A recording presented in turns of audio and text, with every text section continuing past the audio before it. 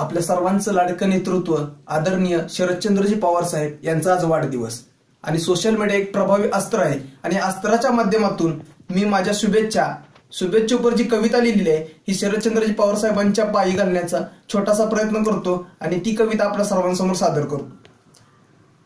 नाही कळत मला मी असा का वागतो, नाही कळत मला मी असा का वागतो, इच्छा नसतानाही राजकारणाकडे ओढला जातो। आज ही माझं रक्त साहेबांना दैवत मानतं, साहेबांच्या पावलावर पाऊल टाकण्यासाठी मन आपसुक ओढावलं जातं। आज ही माझं रक्त साहेबांना दैवत मानतं, साहेबांच्या पावलावर पाऊल टाकण्यासाठी मन आपसुक ओढावलं जातं।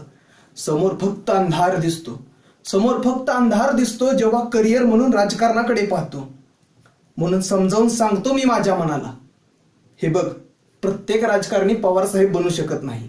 हे बघ प्रत्येक राजकारणी पवार साहेब बनू शकत नाही, कारण तेवढं बुलंद आणि बलाढ्य व्यक्तिमत्व कोणाचं असू शकत नाही, कारण तेवढं बुलंद आणि बलाढ्य व्यक्तिमत्व कोणाचं असू शकत नाही। साहेबांसारखं व्यक्तिमत्व बनव, साहेबांसारखं व्यक्तिमत्व बनव, अजून भरपूर वेळ आहे तुझ्याकडे, नको मृगजळाच्या पाठी धावून।